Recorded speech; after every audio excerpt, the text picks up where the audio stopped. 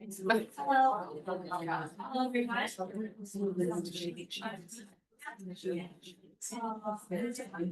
Can everyone hear me? All right. Hello, welcome to RJ Julia.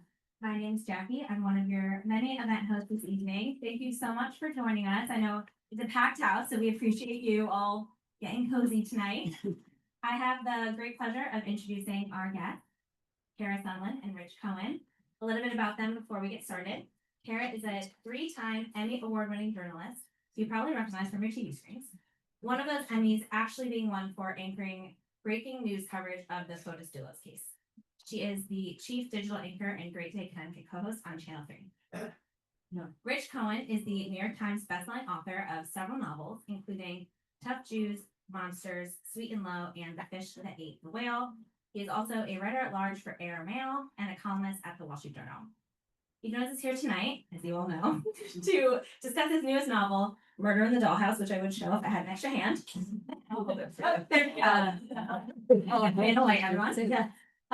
So this book discusses the chilling story of the disappearance of Jennifer Dulos, which has been described as equal parts gripping, sad, and enraging.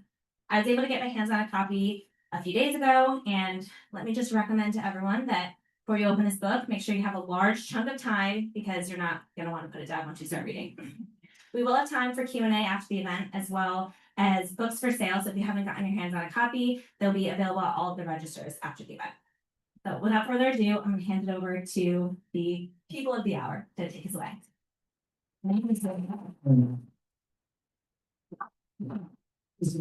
Well, thank you all for coming. It's my honor to be here. And I had the unique opportunity to actually do a podcast with Rich just yesterday. And I promised him we were only going to talk for 30 minutes, which was my intention.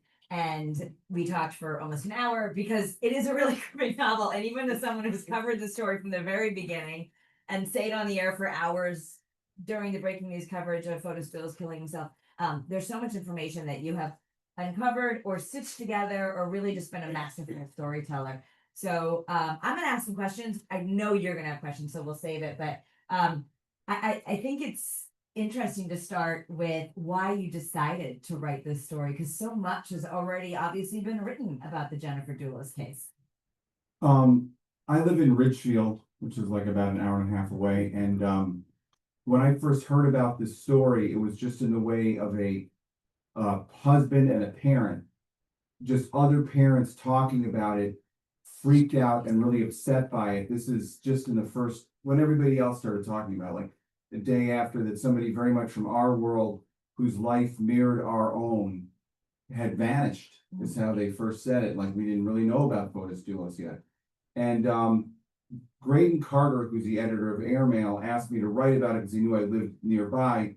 And I thought it was so well covered already. I didn't think there was anything new for me to add or to say, but I just got the arrest warrants, and which are like, I don't know, 100 pages each or something. And they're so full of little status details that jumped out at me that seemed to mirror my own life and my own friends and my own generation, which I was born a month before Jennifer Barbara Dulos. And I started writing these stories, and I really felt like it was kind of exploring a whole period of time that I grew up in. And I wrote, I think, 12 stories for Airmail. And then I thought, well, these could be collected into a book. And I went to my editor, and he said, go deeper. And I didn't think there was any deeper to go. But then the weird thing happened while the Airmail stories came out, which is I started hearing from people that I knew who knew her really, really well. Really good friends of mine, including somebody who dated her in the 90s. They almost got married. He broke up with her. He wrote several stories about her. And I never made the connection because she had changed her name. Okay. So we were in the same circles, in the same world. It was so close that I really felt, and as a writer who grew up with the dream of being a writer, lived in Manhattan, and then moved to Connecticut and suddenly has a bunch of kids, same situation. I just felt very, very connected to her, and I became sort of obsessed to her. And the one thing I was really interested in, when I spoke to the guy who'd been her boyfriend, we were talking about me writing this book, he said, one thing that bothers me is that in all these crime stories, she's just turned into a victim or a prop. And what's missing is the person that I knew. And I always kept that in mind because he knew he was going to be one of the first readers, and he's a very critical person. You can trust me. So it became important for me to sort of find out who she was and not just make the story about the last day of her life, the worst day of her life, but all the decisions that could have gone one way, could have gone another, that culminated in this very terrible situation. I think it raises a good point because even in the media, it obviously after Jennifer disappeared and all the coverage of did photos do it, did he have photos have been shown, so much focus on them. And I did learn a lot more about Jennifer. In fact, it's one of the reasons that you call it Murder in the Dollhouse. You talk a lot about from the very beginning of time of her being a little girl, growing up very privileged in Manhattan. She loved dollhouses. And that really started to inform even how she fantasized about later life. Can you go into that? Yeah, well, she grew up actually in a place even better than Manhattan, Brooklyn Heights, which has the best view of Manhattan. And she grew up her father had a lot of money. He had been, I think, the first Jewish head of the bonds department at JP Morgan. And probably for corporate necessity, he built this kind of identity, which is kind of the waspiest person alive, with love of certain kind of liquor, certain kind of outfits, certain kind of sports coats. And he had a name for this. He called it Bank. And Jennifer, I think, took that thing which he created as sort of a fiction for work, and that became her ideal man. And she was always searching for someone she called Bank. And when she was a girl, she had this obsession with dollhouses.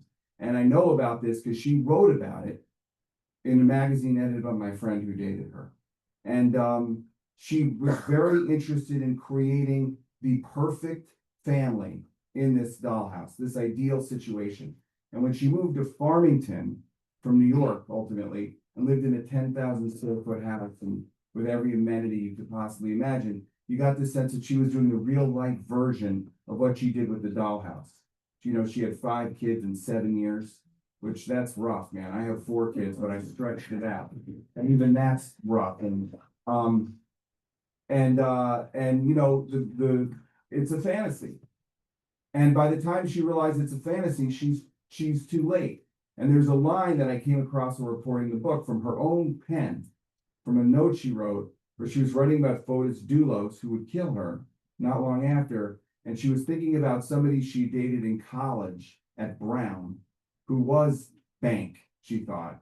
And she said she wished she'd got married to him. And she said, but you only know the right thing when you've had the wrong thing. And there's truth in that. But I also think the guy she was fantasizing from college, that was a fantasy too. Like it doesn't really exist. It doesn't really exist. So you're chasing something that isn't really there.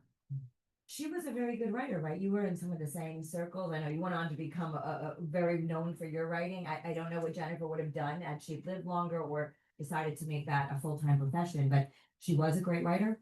Yeah, but she was a different kind of writer. She was a playwright. And after Brown, she went to this NYU playwriting program, and she met a bunch of other students, and they fell in with this kind of teacher who was like a guru and became their guide and their mentor. Now, this happened to be somebody that I later became friends with because I worked on a TV show with them in a writer's room. So it's another weird connection. And he said to them, if you want to be a playwright, my father always said, the worst jobs a person can pick: number 1, ballerina; number 2, playwright; number 3, writer, because he was trying to discourage me. So she said, if you want to write a play, you want to be a playwright, you have to produce your plays. So this group of people went off and they started this thing called the Playwrights Collective. They issued a manifesto, they rented space, and they started putting on plays. And it got a lot of attention in New York, was written about in the Village Voice and the New York Times and the New York Observer. And they did these plays, and she became sort of somewhat famous figure downtown in Manhattan. And the other people who were in this group, many of them went on to huge careers and created shows on HBO, and worked on shows like 6 Feet Under and Hung. And there's no reason to think she was sort of the star of that group that she wouldn't have had this other life if she'd stayed on that track. But ultimately, I think that when you're a writer, if you write about your own life, at some point you're going to come into conflict with your family and you're going to piss off your parents by what you write and what you expose to the public. I know because I did this. And it's bad, it's horrible, I mean, it's hard. But you have to kind of do it and go through it, and that's like the price. And it's like she got there. That's like one of the big things I discovered about how she suddenly, in her 30s, ended up switching from New York playwright, going to all these parties, in with all these groups, to suddenly bang. She's in Farmington, she has 5 kids, and it's just like a mate, she switched tracks completely. And she cut off her friends, not all of them, but a lot of them from that first part of her life. And it's like they don't even know what happened to her. And she was reconnecting to them at the end when she disappeared. And just from covering psychology for so long, a lot of times when you're in a narcissistic relationship or something, you often know that person cuts you away. But before we even get there in her relationship with Fotis, it's really important, I think, and you'll see this in the book. Not only is Fairfield County a character in the book, as you learn the difference between Fairfield County and Farmington and bank versus successful, but Hilliard is a character, larger than life, her father, and how much he protected her. And I know, my husband Dennis was the only reporter to interview Gloria. She decided to sit down with him and tell the story, and she said that too, that I wish she had lived because he was her protector. And you had people say to you, as soon as they realized she was missing, her father must be dead. Right. Because he was that guy. I mean, she went in town cars, she had money. She never really had to get out there in the world. He really protected her. Yeah, and that's the first thing many people said, which is when I heard Jennifer was dead, I knew Hillard was dead because she would be alive. Because Hillard did, from one time she was a little girl living in Brooklyn Heights, and all through high school, she had like basically a car and a driver to take her anywhere. He didn't want her in the subway. He was nervous about where she was. And a lot of people said that this was a sign of, protection and love, but she ultimately paid for it because she was so sheltered. She never dealt with bad people. Mm-hmm. So when a bad person came into her life, she just wasn't prepared for it. She never had the experience of it. So, and Hillard Farber probably dealt with a lot of bad people, and he recognized early on that Fotis was volatile and dangerous. Because he was very smart. It's not like Fotis was pulling the wool over on Hillary. No. He is there. And same with Gloria, who had said that she always felt Fotis was, the parents had never thought he was great. No, but early on, they had this big fight, and Fotis actually threw a chair at Hillard. Yeah, that So- is in the book, and I can't. It's hard to picture that, but like afterward, rather than kicking him out, you said he had an interesting way of dealing with him. Yeah, well, his way of dealing with him was give him the money he needs to run his sort of not real business. Yeah, the business would not exist without. Right, because it's a home building business. All of developers tell you that the whole thing is being able to manage debt and hanging on to properties that don't sell for a while. And every time he got into trouble, Hillard would send him $1 million or whatever. There's his unlimited amex. I will pay for it. Right. So, and he gave him the land to buy the property he built the houses on. He sort of bankrolled the whole thing. So when Hillard died and the marriage started to come apart, I think Fotis, this as well as me, which is Fotis started to bring his paramour, which is what she's called. Michelle Triconis. Right, and paramour is a word I'd never heard except outside like a 19th century novel before. Yeah, basically it's a girl from Argentina, right? Right. Perfect word. When she started to bring her into the open and wanted her to kind of become part of the family. Like really brazen. He just put her Right. in the house immediately.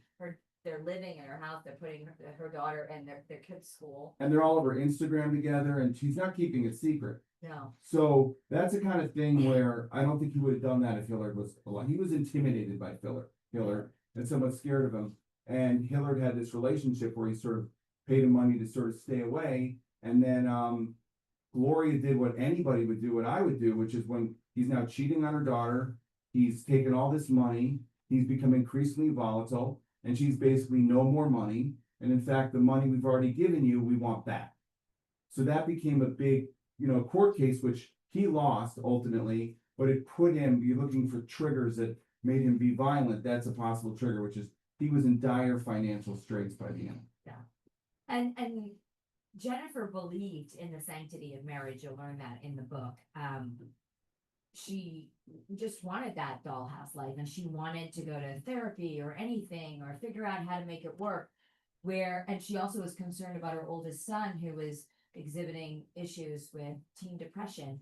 And Bodas had a very strong opinion about doing any kind of psychiatry or therapy, and specifically if it was a Jewish doctor. Right. Can you go into that?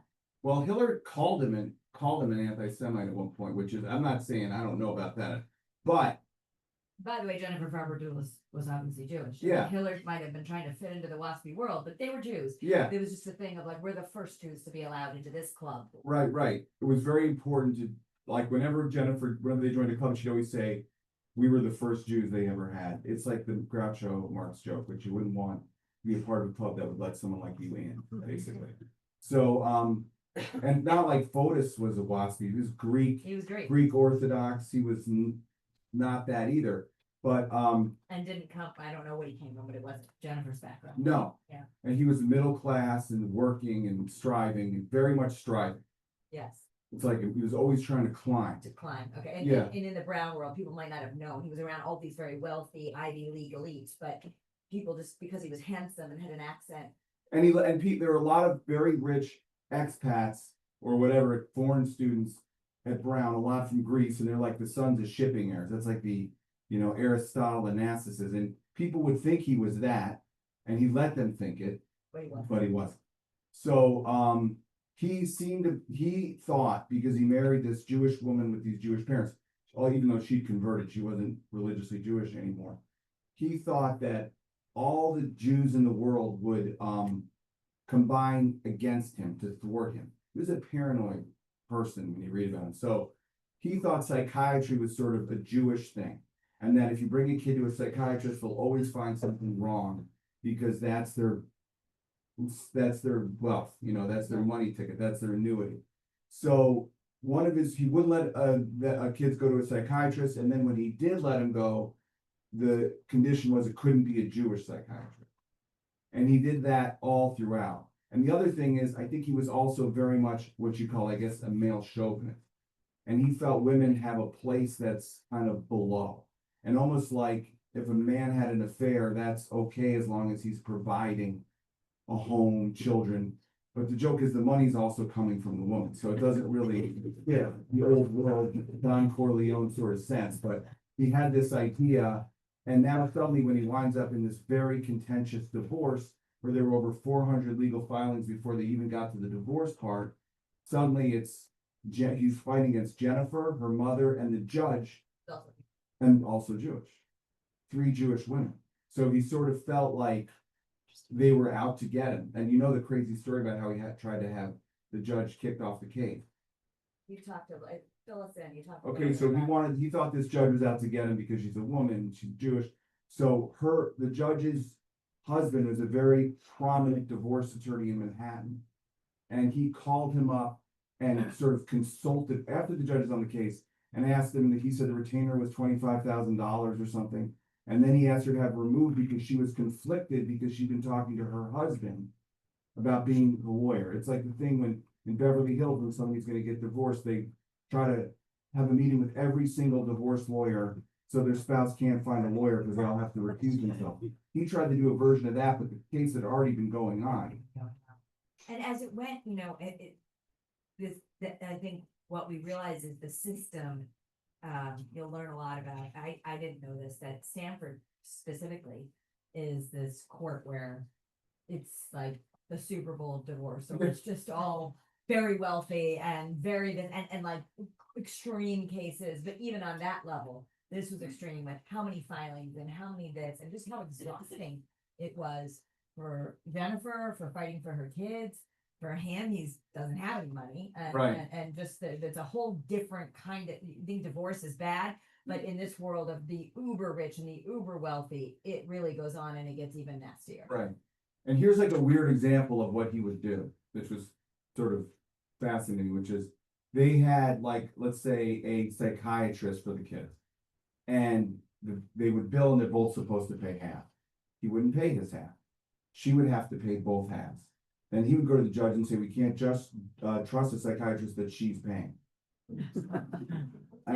He did stuff like that over and over again. He actually at one point fired his lawyer and represented himself. This is where he looks a little crazy. I mean, if you Yeah. can imagine this scene, and I guess the judge also thought he was a little crazy. And she starts, it seems like she's getting traction to win of like, my husband's unstable. But he literally took this, he starts trying to cross-examine Jennifer, and then he sat in the stand and tried to ask him his own self Right. questions, right? Gets her on the stand and he brutally cross-examines her like the kind of cross-examine you might see on Perry Mason or the People's Court. And there's no legal issues that he's discussing. The whole thing is he wants her basically to admit that he's a better parent than her. That's what it seems like. And then he does what you said, which is a thing I've only ever seen once, and that's in the Woody Allen movie Bananas, where he puts himself on the stand and cross-examines himself. The judge is just like, okay, let's just. Right. Everyone's trying to keep a handle on it, but it's like I grew up, like this is where I think that being the same age is meaningful. Okay. I think like the people who are the baby boomers, the big thing that happened in their childhood was the Kennedy assassination, and that's why we're still so occupied. And because what happens when you're 10 years old determines your character in some way. So they have this fascination with the Kennedy assassination, and when I was a kid, the big thing happening is everyone's parents were getting divorced. It seemed like that. I think 1969 was a year that they allowed no fault divorce, and suddenly the number jumped to like 50%. So we lived as kids and friends of kids all through this period of people being shuttled back and forth and the parents hating each other and using the kids against each other as a way to keep score and as weapons to hurt each other. And to see these people, my contemporaries, go into the divorce court and do this exactly, and the judge is begging them. Like one of the judges early on said, imagine your kids were in this courtroom listening to you, how would it sound to them? But it doesn't matter because they're so fixed on each other and on winning that they lose sight of everything else. And it's just a very intense thing where you see the kids become sort of chips or pawns. And there was a thing early that was in that first arrest warrant that really jumped out at me, which is Fotis Dulos said that Jennifer told the kids that Fotis isn't successful because successful people don't live in Farmington, they live in New Canaan. Okay, and that gets right to the issue of status, wealth, and all this stuff. But you don't believe she said that? I don't believe she said it because everybody I spoke to knew her said she would never say that because she lived in Farmington for many years, because she wrote her column from Farmington and in writing expressed a lot of love for Farmington, and her kids are from Farmington.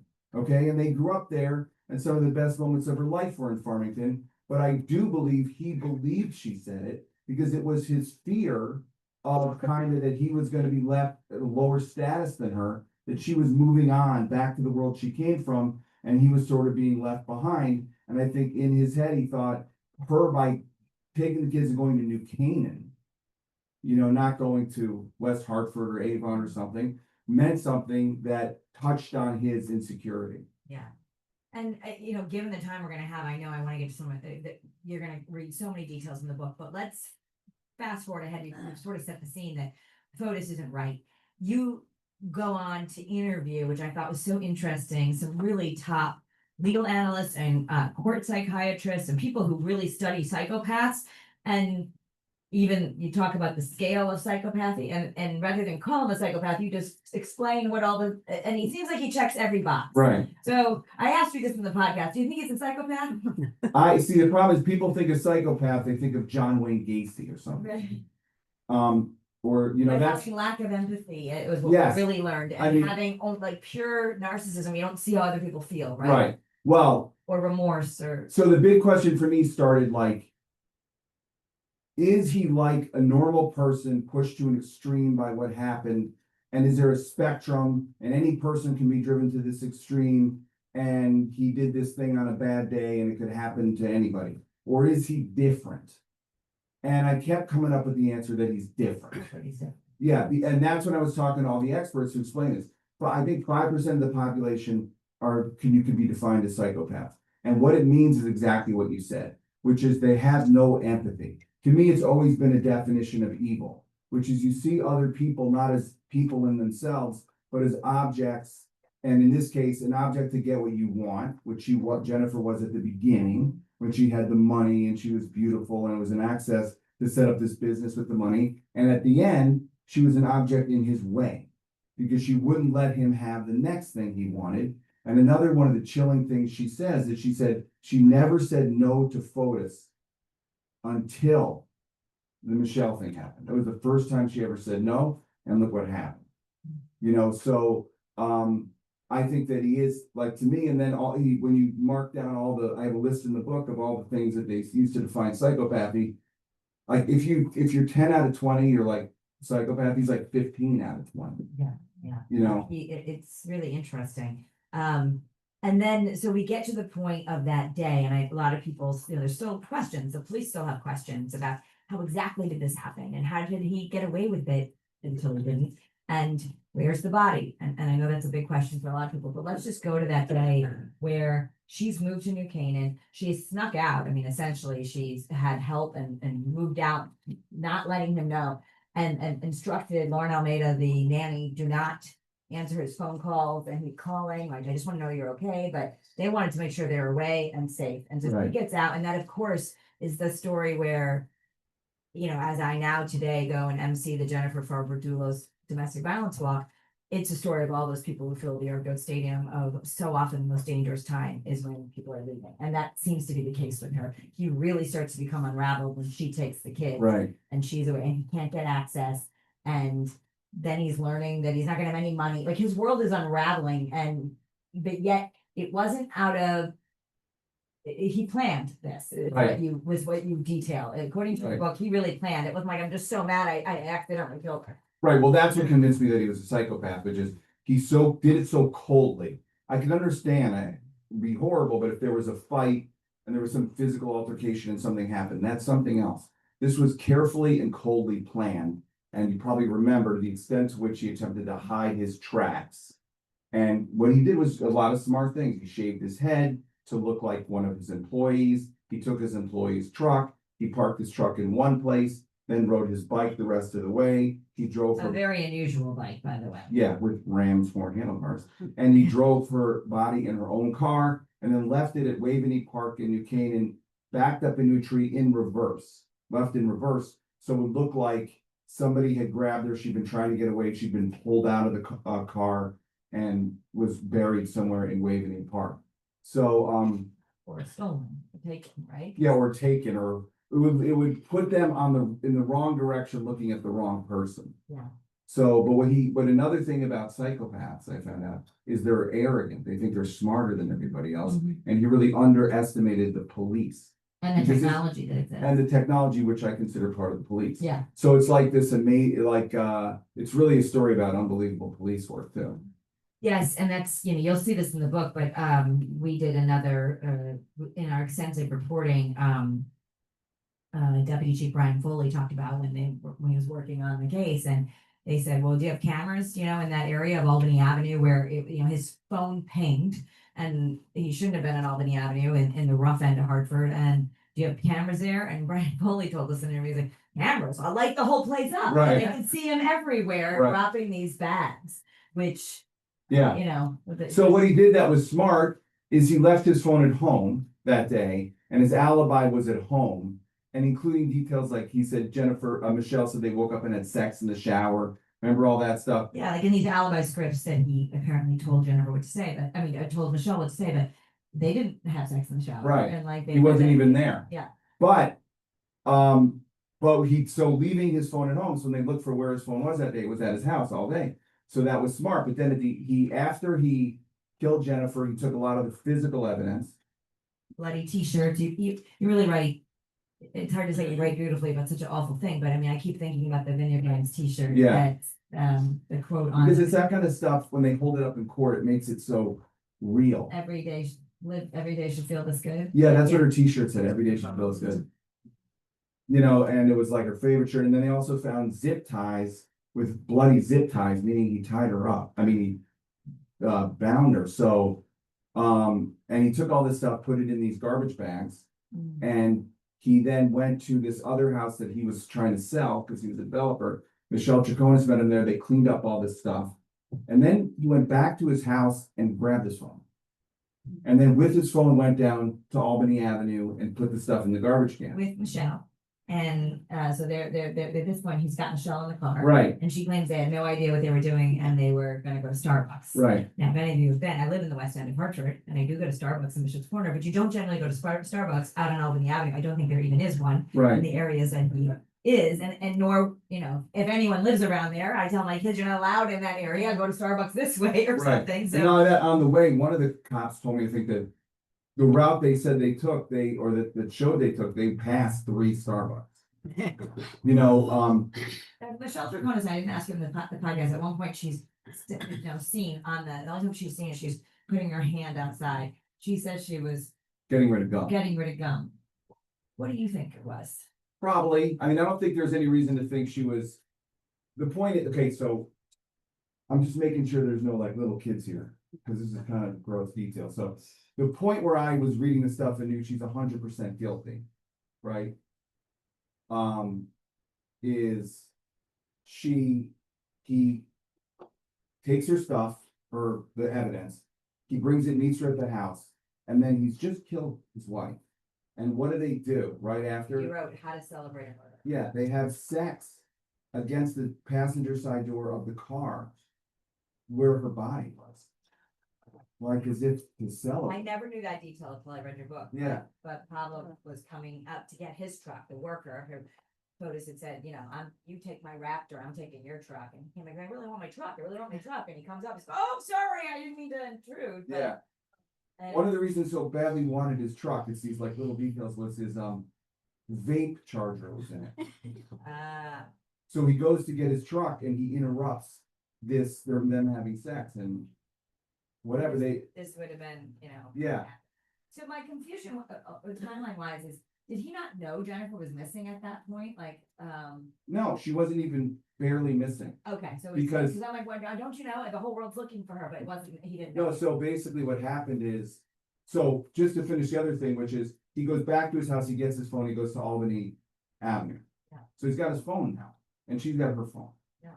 So, Jennifer, the nanny, Lauren Almeida. is supposed to pick the kids up at school and bring them into the city to meet Jennifer, who is gonna go to Gloria's apartment and has a doctor's appointment. But she goes home, she opens the garage, something seems wrong. You know when somebody's been in your house, something seems off.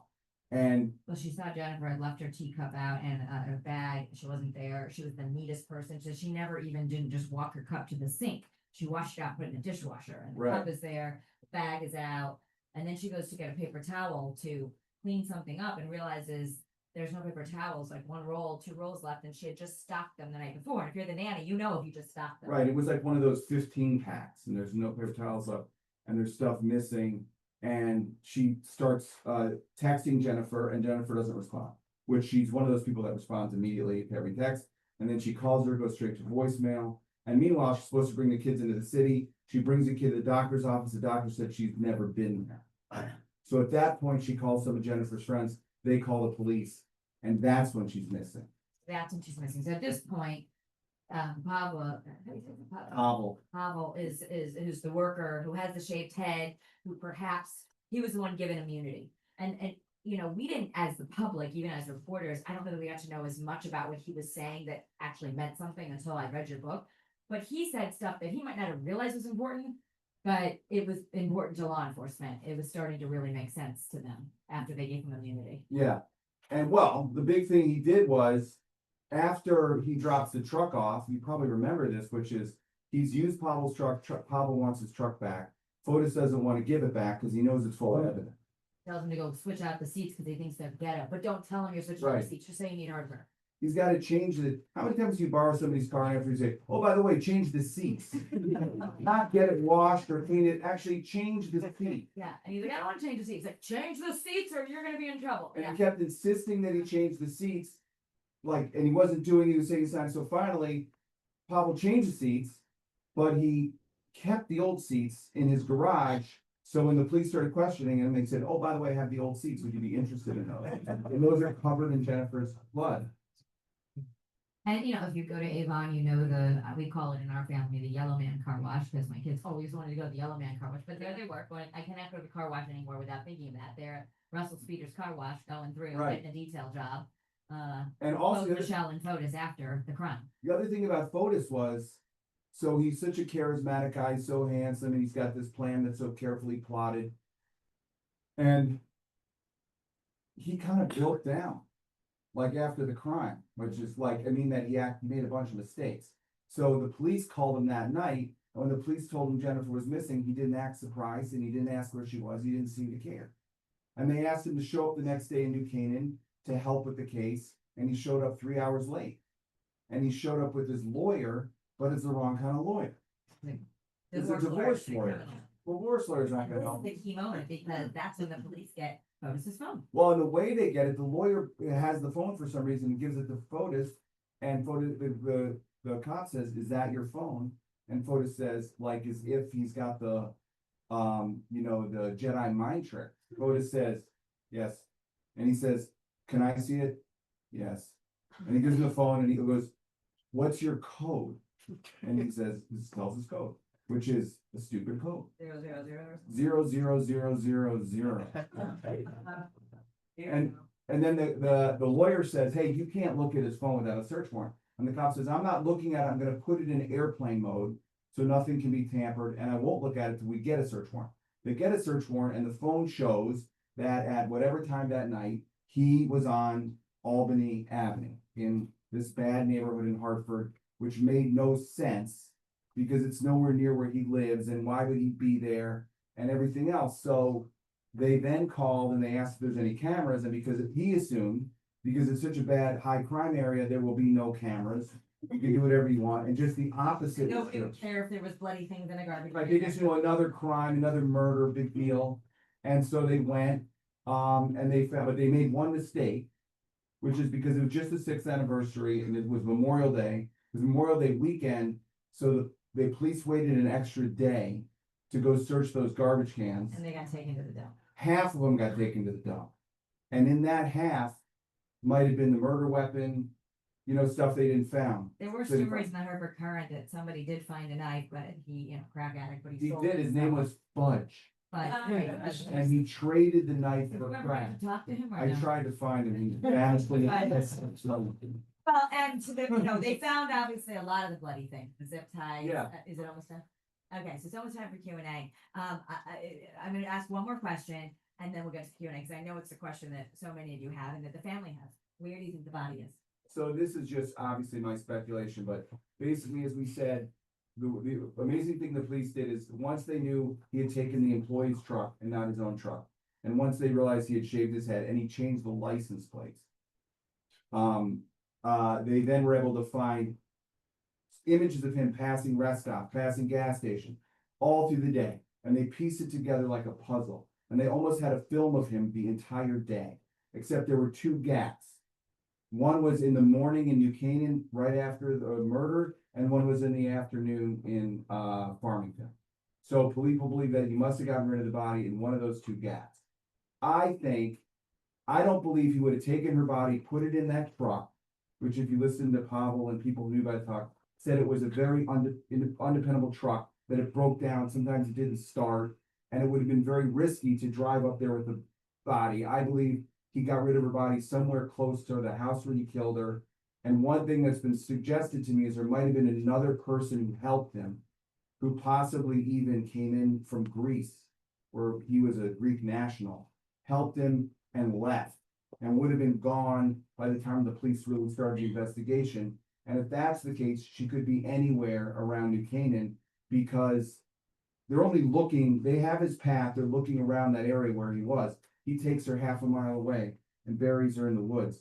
You'll never find There's her. also, I guess, turkey hunting season. Someone once told me in an interview that you could pull off anywhere in the Merritt Parkway and that whole wooded area and maybe dump a body because trucks pull off there all the time. It wouldn't look like Yeah, unusual. I don't know. They would have known that truck. The other theory, real quick, was there's a woman you interviewed back in the Yeah. Farmington Valley who thought, well, I think he put her in the bags and then the bags were incinerated. the and we other can't find half. her. half the bags were taken away, they went to the incinerator, and that could have happened too, but I just don't see him driving, it's about what, an hour? An Yeah, hour and From 20 New minutes? Canaan to, Yeah. yeah. At And, least. but I'll tell you, so this is not exactly related, but an amazing thing happened in Richfield last year, which is somebody was right on Main Street in Richfield, and Richfield looks a lot like Madison, I think. And somebody was extending their basement and they came across a skeleton. Did I tell you this? No, but you said that this could possibly happen in 10 Yeah, years or something. And like they called the police, they thought it'd been a murder. The police came and they said, this is very old. And they called the archaeologists of the state and they kept digging and they found like 8 skeletons. It was a mass grave of Hessians from the Revolutionary War. Yeah, that's And mine. that's how long it took to come upon, right in the most populated part of our town. So let's open it up to Q&A. I know many of you might have questions. How come after 6 years, McWhinney hasn't gone to trial yet? Cause he's gotta know stuff. Well, let's talk about what you think, I didn't get in the time we had, but yes, what he said, and they talked about the book. I don't know when he's gonna go to trial. That's a good question, but he definitely knows some stuff. In fact, Fotis apparently called him when he dug the shallow grave, right? Right. And so it looked like maybe he even wanted to kill his own wife. That they were gonna do it together or something, but that Fotis apparently called him and said it's done, and you took that to mean. Well, he met Fotis the night before. So the night before the murder, Fotis he had a play date in New Canaan with his kids. And seemingly he did that partly to leave his DNA around and to case the place. And he had shaved his head already. And that's commented on by the kids. Yeah. So, and he gave his wife, who he's going to kill in 12 hours, a chocolate bunny. That detail was. And then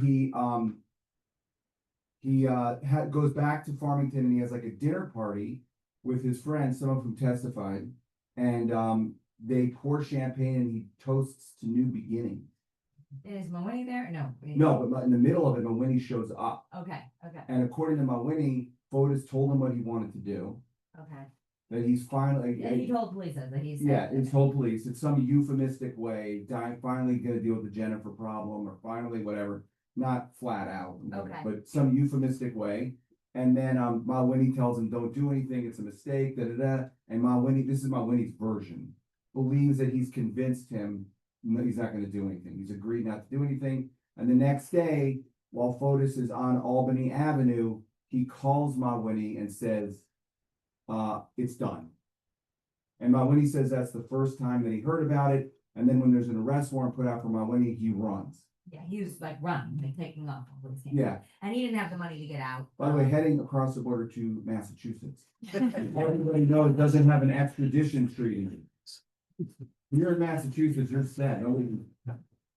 It will be interesting to cover that, and when that trial comes, and that's something we're all waiting to find. I don't honestly know why it's taking so Well, long. I think that Fotis really another sign of a psychopath, which is he screwed everybody. I mean, he killed Jennifer, but then he killed himself, leaving Michelle and Mawiney holding the bag. So the prosecutor only have really these two people to go after. And they the big case is against Michelle, because even if Mawiney was involved, it's in a tangential way. It's not like Michelle. So I think they're trying to figure out what to do with him, probably. And I don't know if you have this question. I want to see if anyone else has questions. I certainly want to know, like, how much do you think Michelle really knew? Because that was always the question. Okay, so I'll ask that question. Because I watched every bit of that trial and I was covering it as well. And I was thinking, gosh, I don't know. And our legal analysts were saying, I don't know, the case seems weak. And then it built. And then the closing argument, and you said something to me about just after you weren't sure either. And then after you sat through the trial, like how guilty you thought she was. Well, I told you there's a great movie, which I grew up watching, the original movie, The Producers, Mel Brooks movie.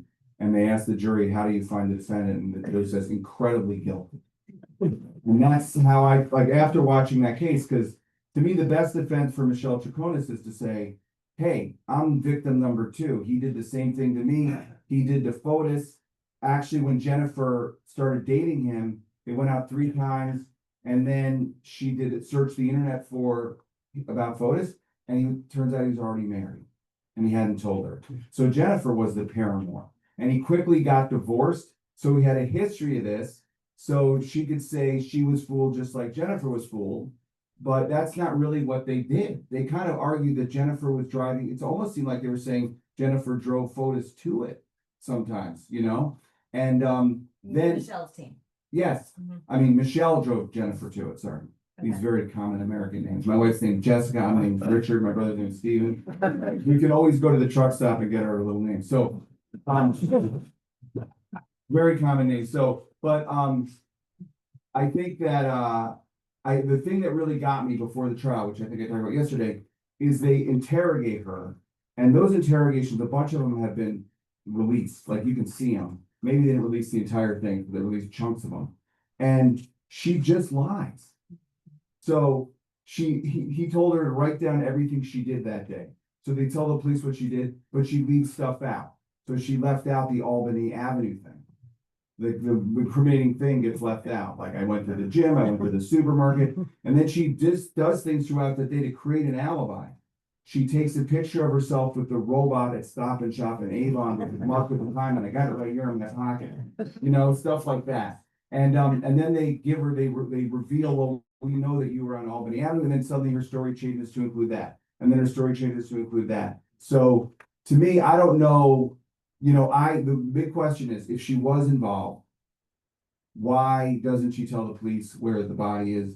Give the family some solace, and maybe that's the only chip she can play to shorten her own sentence. Well, I think it's very possible, especially if the first scenario I said happened, where she's buried near New Canaan, that she might not know where she's buried. And Fotis might not even know. He could have just given her to this guy and said, take care of this, and then they wouldn't know. In which case she doesn't have the chip to trade. Yeah, you do believe that she knew at least afterward, whether or not she planned. I asked, do you think she helped plan the murder? It might have been like, but oh, take care of this or I'm leaving, you know, that. Well, first of all, I do think she was saying that. Yeah, but do you think like she said kill her, or do you just think? No, like he said, euphemistically, take care of this problem or I'm leaving. Yeah, And I think that the meeting I mentioned with Ma Winnie, the night that they were having champagne and toasting new beginnings, she was at that. yeah, And she was standing with Ma Winnie when they had that conversation. yeah. So she would have believed, if you believe Ma Winnie, that she had agreed that Jennifer should be dealt with, and then somehow believe Fotis when he said it changed his mind. You know what I mean? Right. So, but later on in the trial, you know, she's burning things on a day that's not that cold. She's doing, you know, all these things that that when you stitch them all together, it seems like way too many coincidences. And so she's at the house where they're cleaning up, and then she's going back to the house where they live, and then there's smoke coming out of the fireplace because she's burning stuff. She says she was burning stuff to keep warm. I live in this area. A fire is not a good way to keep warm for 10 minutes. I'm home for 10 minutes. I think I'll light a quick fire. Fire is like a big deal and it lasts a long time and it's not always that easy to do. And you don't go to like other houses and keep coming back. Right. I'm asking all these questions, but I know you have a question. Yeah. I agree with what you said, that I think he thought, he watched everything on TV, that he was smarter than the cops. Yeah. And also what happened, because wasn't there a grave dug at some point? Yes, that's what Karen was talking about. So Ma Winnie, there's a gun club which Ma Winnie helped found in, do you remember the name of the town? South Windsor, Yeah. the South Windsor Gun Club, I believe, and he went in there and he had a key to it, and they found, you know, someone Well, reported you should him. say that Ma Winnie also had this very contentious situation with his ex-wife who had charged him with abuse And rape. and it was a bad situation and they both had the same problem, which was these women in their lives. And it seems like one suggestion is, I don't know if you remember the old movie Crisscross, but like you kill mine, I kill yours. And you got a real sense of that to the point where Fotis asked to meet with the wife at Max's Oyster Bar. Oyster Bar in West Hartford. Right. And he She meets, felt very uncomfortable, like he was trying to lure her back, and He maybe keep- they were gonna. yeah, he keeps saying, I want you to come back to my house to meet Kent and you can reconcile there. She doesn't want to go to Fotis's house and meet this guy that raped her and that abused her. And he's insisting that she go, and she freaked out that something bad was happening and she left and called. She has a restraining order. That's why I have a restraining order. And she went to the police and she believed they were going to take her back and kill her. And then this guy and the member of the gun club found this grave lime, which you pour, makes the body decompose faster. And he called the police because the search was going on. but they took a while to get up there, like a couple weeks maybe before they searched, and the grave had been filled back in and the line was gone. And the belief was that the news of this grave had sort of leaked out into the news and that he'd filled in the grave. So that never happened. But yeah. More questions? Piggybacking on what you had just said about Winnie and life and everything, I've often wondered if Otis handed off Jennifer to Winnie. Winnie took care of Jennifer, and when he made that phone call, meaning it's done, meaning all the evidence is gone. I think I have to go back and check, but I think Ma Winnie, they know where he was that day. He was at Fotis's house in the morning to supply this alibi. And I guess it's possible he could have driven down there and driven back. I don't know. I think I never really thought of that. I mean, I didn't see him traveling that much that day. Well, I don't know, you know, that. We'll see what they come out with, but I don't know if that was, at least not a theory that was ever presented that I know. But And that would also be something that he would be able to trade, you know, and I think that here's a weird detail I came across. Did I tell you this about Ma Winnie? Like, this sense of the guy, which is people are in jail, because he was in jail for a long time. Yeah. They get let out for furlough for different reasons. Sometimes they get a day. If it's a parent's funeral, sometimes for a wedding. He asked to get out of prison so he could referee youth hockey. My kids play youth hockey in this area, played against Jennifer's kids. I always thought the referees were a little shady. Yeah.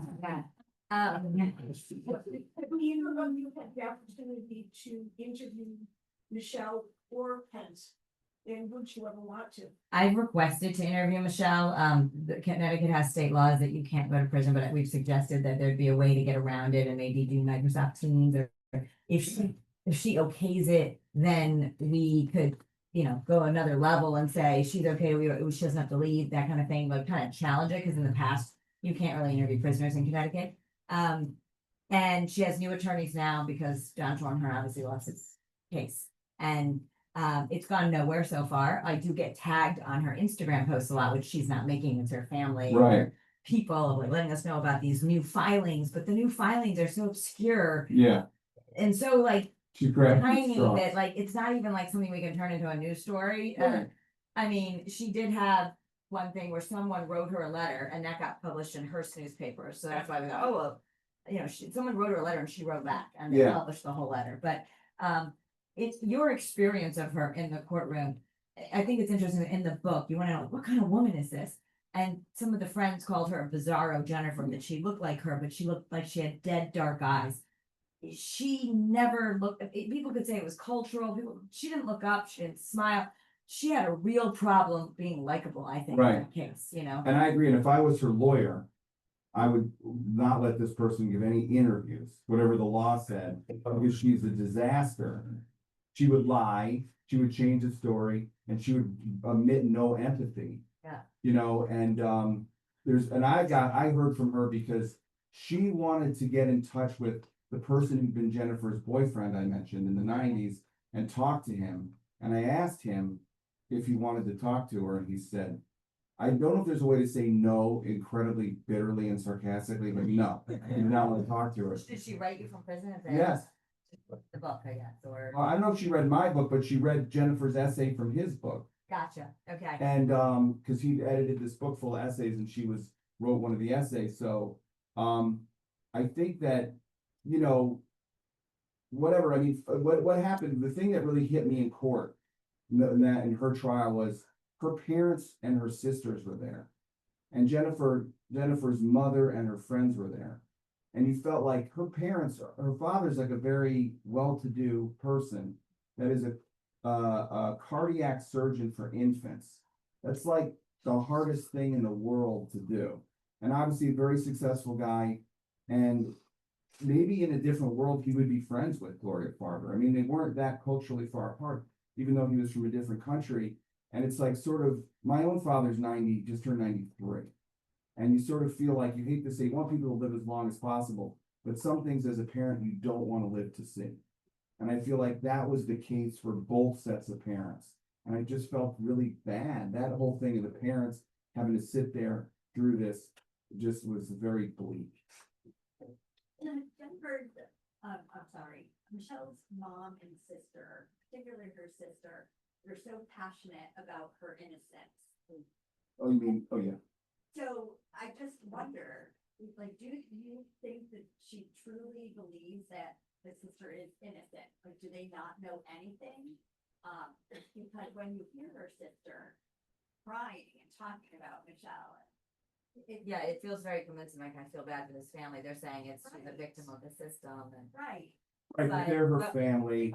and that's what I'm wondering, Right. like, do you think that, My father has a thing, he says, believing is seeing. right? You know, and I think that they love her. They can't imagine it, but people get themselves into situations where Fotis promised Michelle a certain life and it was a lie. And she showed up and now she's amid this court fight and she wants to do what she wants to do. And there's like one problem. And if this one problem were to go away, she could have the life that he had promised. And I think that people get turned around and they get lost and they do unbelievably stupid things that the family would never believe what they would do. And I'm sure you've had the experience, friends do things you just can't believe they would do. So I understand that her family thinks she's innocent, but that's not enough to let somebody out of prison.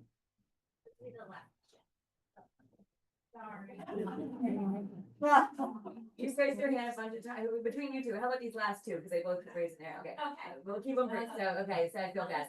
Yeah. Mine is fair. Of all three sisters that you know, was there any one thing that really surprised you? Okay, well, so I've written a lot of books and I'm a nonfiction writer and all this stuff. And usually when you write a nonfiction story, nothing surprises you. Like, you kind of know the story, you're filling in stuff. With this story, I was surprised. Like, it was like a thriller. Like 3 or 4 times, I found out things that shocked me and made me look at everything in a different way, through a completely different lens. And I can give an example of one, which is Jennifer wrote this play called The Red Doors, which were, the name was about the red doors of, okay, I'm gonna mess up the name. Because I'm, what? Elizabeth Arden. Thank you. Elizabeth I kept saying Eve Arden, which is a 1920s film star. Yeah. Okay, right. So anyway, this play comes out and it's supposed to be this kind of comedy about the rich people kind of based on her own family. And the guy who I said was a guru, Eduardo Mercado, he sees through it that there's something rotten at the core of this whole life. And he turns it into this very harsh satire about very shallow people. And she goes along with it and it's a huge hit in New York. And it gets written up and it gets extended, which has never happened with one of their plays. And her father throws an after party for the cast and crew, and they show up, and the father says to her, basically, according to Eduardo, you're a whore. That play made you look like a whore. And you made us all look like, you know, and it's like so shocking. The party ends, and Jennifer calls the theater and says the play's over, the play's canceled. She canceled the run. She says she doesn't want the play put out anymore. She quits the playwrights collective, which had been her life for many years with these people. And she just writes those people out and she leaves. And ultimately she goes out to Colorado where she meets Fotis Dulos at the airport. And gets married very quickly. And gets married very quickly. And at one point I look at like, she meets Fotis, she finds out he's already married. He gets divorced within 4 months. Within a month of that, they're married. Within a few months of that, she's pregnant with twins and living in Farmington. That's how quickly it happened. And also, she converted to Christianity and started wearing a cross, which nobody knew. And was very interesting because here's somebody who, because of the bank thing and her idea of how a person should be, she struggled with her identity. You know, and I kind of understand that because if you grew up in a place, you know, at a certain period of time, you just want to be like everybody else. You know, you don't want to be different in any way, and you want to be accepted as part of the big picture in the mainstream. And it's less like that now because people are, I guess, into their individual identities, but we weren't. We just wanted to be part of the like team. you know? Yeah. So that was made her very real and made this decision, she made the rashness of it very understandable to me as a writer, because that's harsh, Yeah. you know, and that's like having to make a choice. I don't think that's Yeah, it is. well, then his friend, Eduardo's friends say, well, yes, Okay. maybe not that word, but Okay. something exactly like that happened. Eduardo is a dramatist, remember? Okay. Well, now it's coming back to me. Okay, so, and then, one last question with the, yes, you with the glasses. please. So, I don't know if you can answer this for me, but has Gloria or has there been any sort of update on how the kids are doing? Cause I know it was very hard. So I can speak to, so my husband Dennis House went down to New York and interviewed Gloria. And, if you Google Dennis House, Gloria Farber, you'll see the interview. She was lovely. She said that they had, it's a village raising the kids. The kids were not there when he was there. But they had a contractor come in and redo the apartment that Jennifer had lived in and made it so that all the kids could be there. I read somewhere that the oldest is going to Duke, I believe.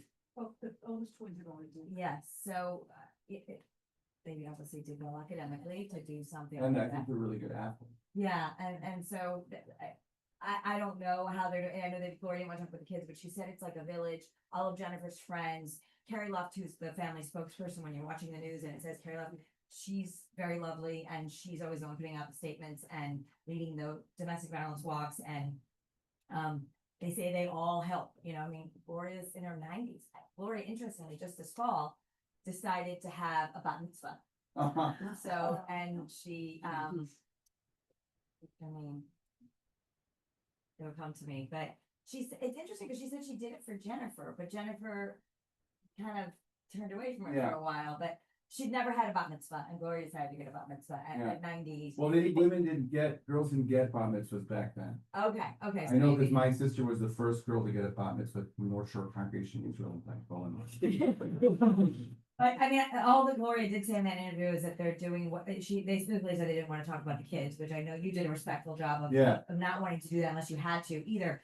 But she said that they're very resilient and, you know, that there's a lot of loving people around them that change their lives. Lauren Almeida, obviously, she's now like almost like a parent, you know, she didn't go on and do her job in whatever she was studying, of, you know, developmental psychology. She's their provider or their caregiver anyway. And Gloria is the financial bum, but All I would add to that is to say, this is horrible. I mean, it's the worst legacy you can imagine. Father kills the mother and then kills himself. What are you left with? But the one thing they're lucky about is that they have 5 of them. yeah. And they have each other. And I know that when my own mother died, only my own siblings could sort of understand what I was going through. Mhm. You know, and I feel like no one can understand what they're going through or how they feel except each other. So that's one really good thing. Yeah, that 5 of them. Yeah, Yeah.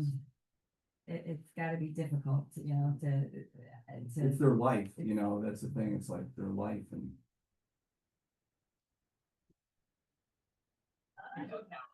Just want to make a comment. The documentary that you did on your dad and the world, it's his fight in the army. That's one of the best things I've ever seen. I sent away with a DVD on it. And I watched that. Thank you very That's much. great. He's a great man. That was a great thing that you. Thank you very much. I'll just say, because in case everyone, what have you done? So my father was a World War II veteran. He was a Jewish bomber pilot, shot down in enemy territory, and the only one in his crew wasn't killed or captured. So there's a movie that streams on Amazon Prime, or you can watch it on PBS or get it from the World War II Foundation, called Above and Beyond.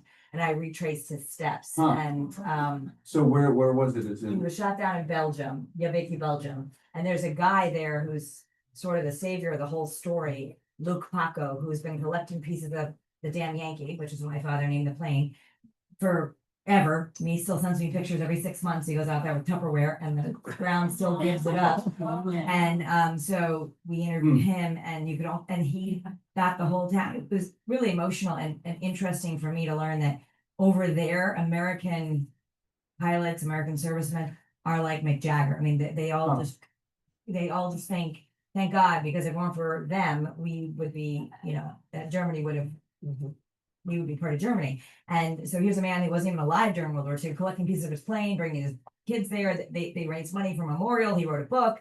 And he called my dad all the time for 2 years, trying to get a hold of him because he wanted to have an interview for his book. And he learned to speak English just to go find my dad.